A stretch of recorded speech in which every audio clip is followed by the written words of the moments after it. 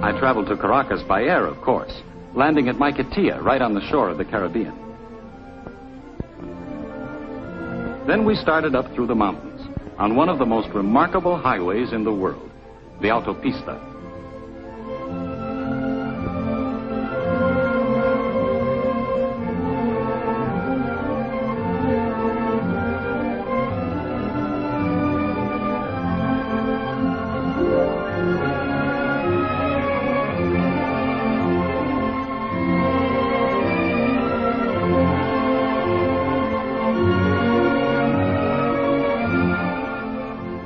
It took us just 20 minutes to climb to 3,000 feet, the altitude of Caracas.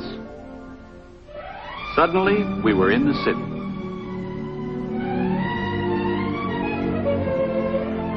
It's laid along a narrow valley just behind the coastal mountains.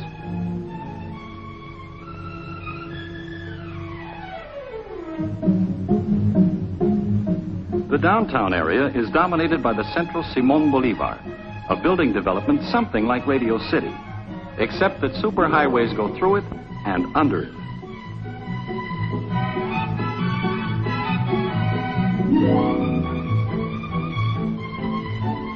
I had the driver take me for a ride around the city.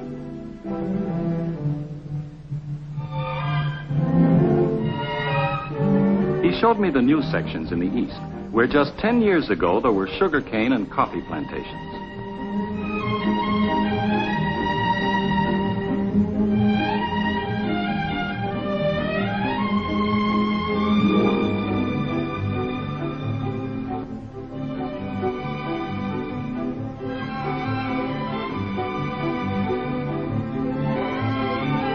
They use a tremendous amount of color on the buildings, sometimes just to vary pattern.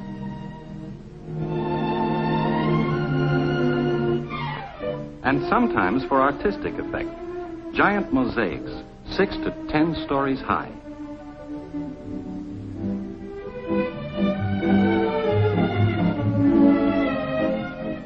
Some of the residential areas are almost futuristic.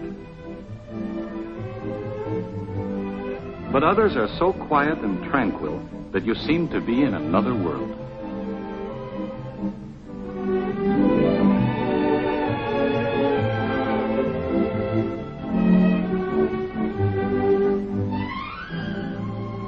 Since that first day, I've spent most of my time studying Spanish. I'm even writing this letter between classes. But tomorrow is Sunday, and I expect to see more of the city. I've told you how modern much of Caracas is. Well, if the rest of the place is modern, they'll have to coin a new word for University City. Believe me, this is no ivy-covered campus. University City is one of the impressive sights of Caracas, another example of the prosperity oil has helped to bring to Venezuela.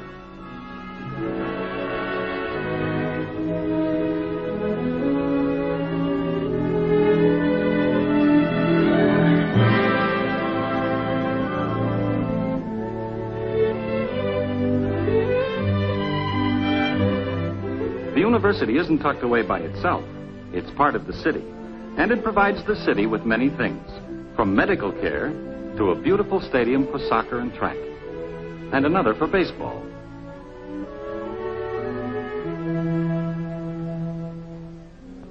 The Caraqueños are especially proud of their low-rent housing projects, huge apartment buildings in clusters on the hillsides. We have nothing like them at home. But some things are just like home. The new business sections, the shop windows filled with goods purchased in the United States,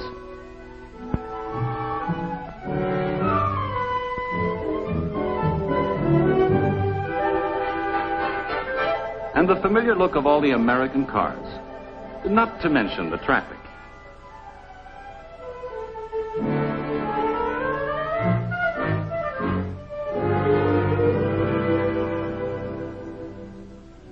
I've also seen some of the historic spots of Caracas, like Plaza Bolivar, the old Spanish square with the statue to the liberator, who led 6 South American nations to freedom. And Casa Natal, the birthplace and home of Simón Bolívar. The old colonial house is now a museum of Venezuelan history.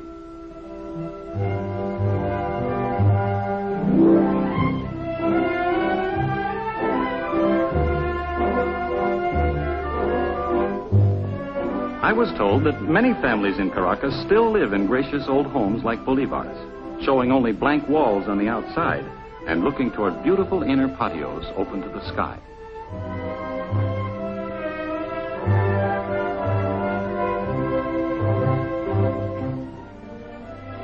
My Caracas life, for most of the past month, has centered on just one building, the Spanish school.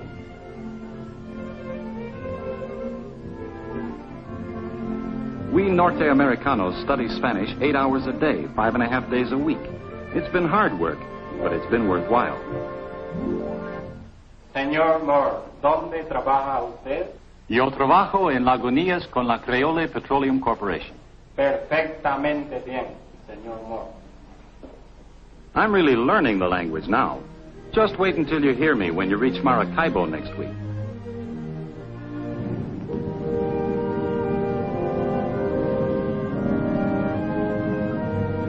Atención, por favor.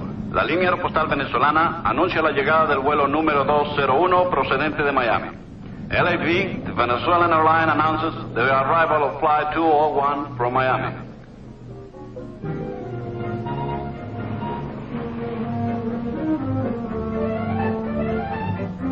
Su atención, por favor. Después de cumplir requisitos de migración y aduana, los pasajeros saldrán por la salida este del edificio. Following immigration and customs clearance, passengers will exit at the east end of the terminal.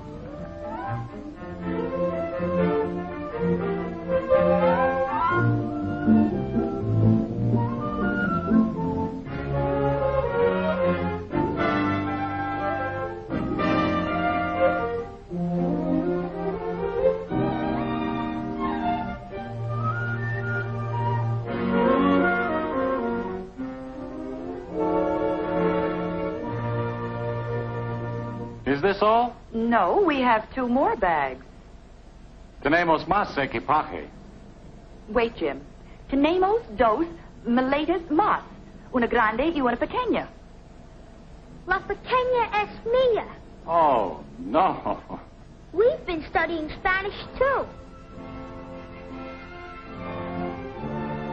Well, that's how it goes. You work hard to impress your family, and they end up telling the porter what luggage he has to find. It's good to have them here, though, and I'm looking forward to a good life with them during this assignment in Venezuela.